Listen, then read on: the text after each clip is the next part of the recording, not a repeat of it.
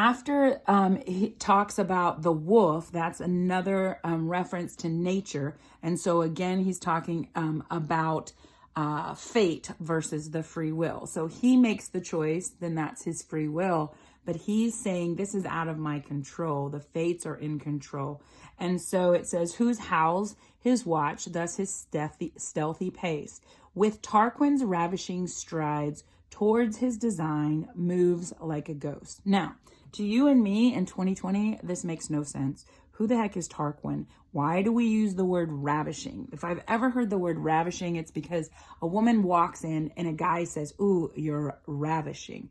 And so now I'm kind of confused why Shakespeare chose the word ravishing when we are talking about death and nature and withered murder and pale and all of these diction makes me feel uncomfortable. So who is this Tarquin guy?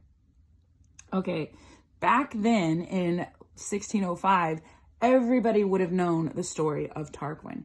So what happened with Tarquin is he was at war, he was at battle, he had his best friend, and while he was at war, he was close to his best friend's house. His best friend was also at war, and so while he was at battle, he stopped at his best friend's house because his best friend was really like the closest.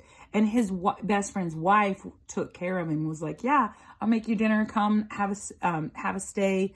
And then you can get back to the front in the morning. And so she takes care of him. He gets a bath. She gets him some clothes. She prepares a bed for him. She gets him some food.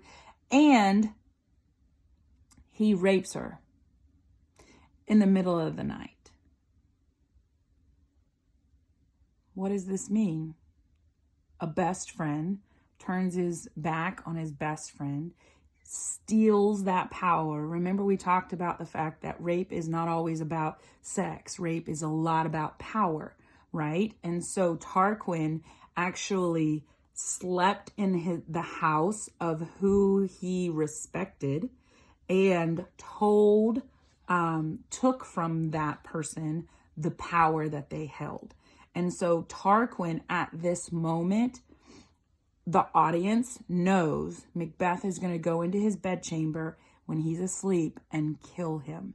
Shakespeare doesn't even have to set it up, because just referring to the story of Tarquin allows his audience to know that he's going to steal his power and he's going to kill him in the middle of the night, and you can't trust him.